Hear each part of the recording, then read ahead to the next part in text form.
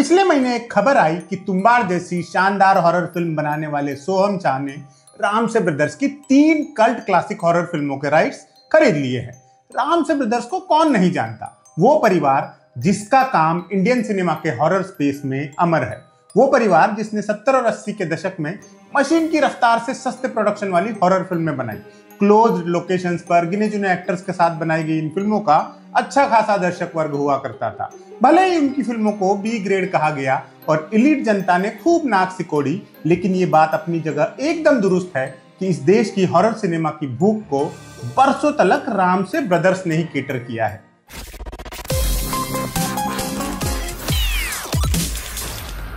यहां Ramsay brothers का थोड़ा सा इतिहास जान लेते हैं। रामसे ब्रदर्स असल में 7 भाई थे और इनका ओरिजिनल सरनेम भी रामसे नहीं था बल्कि राम सिंघानी था। अंग्रेजी हुकूमत के दौर में उनके पिता फतेह चंद राम सिंघानी की कराची में इलेक्ट्रॉनिक सामान की दुकान थी। उनके ज्यादातर कस्टमर अंग्रेज थे और इतना लंबा सरनेम नहीं बोल पाते थे, राम से कहकर रह जाते थे। फतेह चंद ने वही नाम अपना लिया जो कि आगे औलादों को ट्रांसफर हुआ। आजादी के बाद से ये परिवार कराची से मुंबई आ गया और यहाँ भी इलेक्ट्रॉनिक प्रोडक्ट्स बेचने लगा, खासतौर से रेडियो। यहाँ ये बिजनेस खास चला नहीं और फतेह चंद राम से फिल्म निर्माण में घुस गए। उन्होंने 3 फिल्में बनाई, एक चली और 2 फ्लॉप हो गई। फतेह चंद राम से निराश हुए और अपने हाथ खींच लिए, लेकिन औलादों को फिल्म लाइन का चस्का लग चुका था। जल्द ही जूनियर राम से मंडली को समझ आया कि हॉरर फिल्में बनाना फायदे का सौदा है। फिर अगले 2-2.5 दशक तक उन्होंने ऐसी फिल्मों का ढेर लगा दिया। ये फिल्में 2 से 5 या बड़ी हद 10 लाख के बजट में बन जाती थी और आराम से 25 लाख तक की कमाई कर लेती थी। ज्यादातर फिल्में एक ही लोकेशन पर निपटा दी जाती थी, इसलिए वक्त और पैसा बहुत कम लगता था। ऊपर से कई डिपार्टमेंट्स तो भाइयों के ही हवाले थे। सातों भाई फिल्म मेकिंग के किसी न किसी पहलू को संभालते थे। तुलसी राम से और श्याम राम से फिल्में डायरेक्ट करते थे, कुमार राम से स्क्रिप्ट लिखते थे, गंगू राम से फिल्म के सिनेमाटोग्राफर हुआ करते थे, केशु राम से के जिम्मे प्रोडक्शन डिपार्टमेंट था, साउंड डिपार्टमेंट किरण राम से के हवाले था और अर्जुन राम से फिल्में एडिट किया करते थे। यूं इन सातों भाइयों ने इंडियन हॉरर सिनेमा में डरावनी फिल्मों का एक युग शुरू किया। भारतीय भुतहा फिल्मों का आर्काइव बिना रामसे ब्रदर्स की फिल्मों के अधूरा है। आज इन फिल्मों को देखने पर हो सकता है हम इनका मजाक उड़ाएं या बोर हो जाएं, लेकिन किसी जमाने में ये फिल्में देश के कोने कोने में देखी जाती थी और किसी भी फिल्म ने डिस्ट्रीब्यूटर का नुकसान नहीं होने दिया। 90s में जब वीडियो पार्लर नाम की सुविधा शुरू हुई और लोग घर में भी वीसीआर रखने लायक समृद्ध हुए, तो ऐसी हॉरर फिल्मों की वीडियो कैसेट्स खूब बिकी या किराए पर ली गई। उसी दौर में ऐसी कई हॉरर फिल्में देखी जो अब नॉस्टैल्जिया का हिस्सा है। आज रामसे ब्रदर्स की कुछ ऐसी ही फिल्मों को याद करेंगे जिन्होंने बचपन में बहुत डराया है।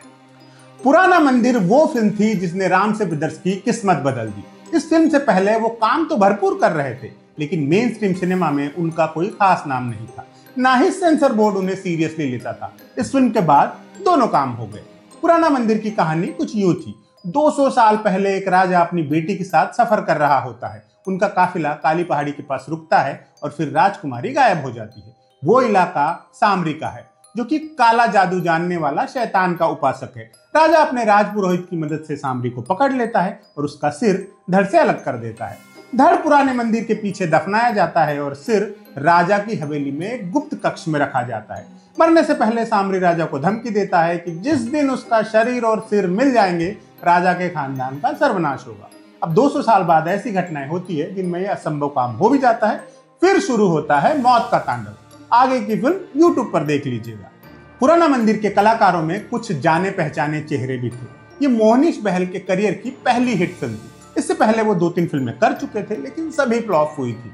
विडंबना ये कि पुराना मंदिर हिट होने के बावजूद इसका उन्हें कोई खास फायदा नहीं मिला। वो साइड रोल्स में ही सिमट कर रह गए। उनके अलावा इसमें पुनीत इस्सर, सदाशिव अमरापुरकर और सतीश शाह जैसे एक्टर्स थे। पुराना मंदिर एक स्लीपर हिट साबित हुई। महज 2.5 लाख के बजट में बनी इस फिल्म ने 2.5 करोड़ की कमाई कर डाली थी। पूरी इंडस्ट्री को हैरान कर दिया था और कलेक्शन के इस डेटा पर भी संशय है, क्योंकि तब सिर्फ बड़े शहरों के आंकड़े ही उपलब्ध हुआ करते थे और पुराना मंदिर गांव देहात के कस्बों में खूब चली थी, यानी कलेक्शन और भी ज्यादा रहा होगा। इस फिल्म की सफलता के बाद रामसे बंधुओं की निकल पड़ी। उन्होंने हॉरर फिल्मों का ढेर लगा दिया। पुराना मंदिर में शैतान सामरी का किरदार इतना पॉपुलर हुआ कि रामसे ब्रदर्स ने उसे लेकर एक अलग फिल्म ही बना डाली। इसे इंडियन हॉरर यूनिवर्स का पहला स्पिन ऑफ कहा जा सकता है। ये कहानी थी धर्मेश सक्सेना नाम के एक बेहद अमीर आदमी की, जो माँ काली का भक्त भी है, लोगों पर से भूत प्रेत का साया हटाने में मदद करता है और जनता उसे सामरी के नाम से जानती है। सामरी का सौतेला भाई तकलीफ चंद अपने कुछ साथियों के साथ मिलकर जायदाद के चक्कर में सामरी को मार डालता है। फिर उसकी मौत को सुसाइड साबित कर दिया जाता है, लेकिन इससे पहले कि जायदाद उनके हाथ लगे, एक एक करके सब मरने लगते हैं। क्यों? क्योंकि लौट आया है सामरी। सामरी की कहानी में कुछ खास रहस्य तो नहीं था, लेकिन इसके टाइटल में जरूर था। इसके नाम में 3D क्यों लिखा हुआ था ये आज तक नहीं पता चला है, क्योंकि 3D फिल्म तो ये थी नहीं है। सामरी में अनिरुद्ध अग्रवाल, प्रेम चोपड़ा, गुलशन ग्रोवर और पुनीत इस्सर जैसे एक्टर थे। म्यूजिक बप्पी लाहिड़ी ने दिया था, यानी राम से बंधुओं के साथ अब बड़े नाम भी काम करने लगे थे। हमारी लिस्ट में जो अगली फिल्म है वो भारतीय हॉरर फिल्मों के इतिहास में एक अलग जगह रखती है, वीराना। ये 80s 90s वाली जनरेशन की गो टू हॉरर फिल्म है। आज भी लोगों को इसकी हीरोइन जैस्मीन भुलाई नहीं भूलती। श्री राम राघवन या राम गोपाल वर्मा जैसे बड़े डायरेक्टर्स तक इस फिल्म के इन्फ्लुएंस को कबूल करते हैं। हॉरर विधा में बहुत कम फिल्में ऐसी हैं जिन्हें कल्ट स्टेटस मिला। वीराना ऐसी ही एक दुर्लभ फिल्म थी। ठाकुर महेंद्र प्रताप जहां रहते हैं वहां करीब ही एक जंगल है। उस जंगल में नकिता नाम की एक चुड़ैल का आतंक है। ठाकुर साहब का छोटा भाई समीर गांव वालों की गुहार पर जंगल में जाता है और नकिता को कैद भी कर लाता है।